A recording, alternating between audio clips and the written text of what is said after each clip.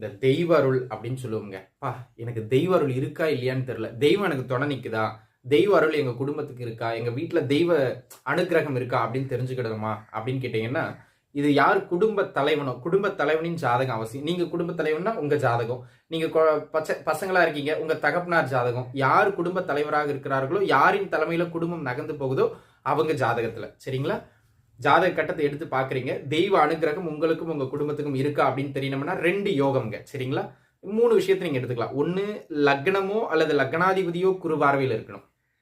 லக்னமோ லக்னாதிபதியோ குரு பார்வையில் இருக்கணும். அப்படி இல்லைன்னா சந்திர அதாவது சந்திர குரு சந்திர யோகம் சொல்லக்கூடிய குருவும் சந்திரனும் ஒருவருக்கொருவர் சேர்ந்திருக்கலாம் அல்லது ஒருவரை ஒருவர் பார்த்திருக்கலாம். அந்த குரு சந்திர யோகம் இருந்தாலும் தெய்வ கடாட்சம் உண்டு. லக்னத்திற்கு குரு தொடர்பு இருந்தாலும், லக்னாதிபதி குரு தொடர்பு இருந்தாலும் தெய்வ கடாட்சம் உண்டு. குருமங்கள யோகம்னு சொல்லக்கூடிய குருவும் செவ்வாயும் சேர்தல் அல்லது குருவும் செவ்வாயும் பார்த்தல், இது இருந்தாலும் தெய்வ கடாட்சம்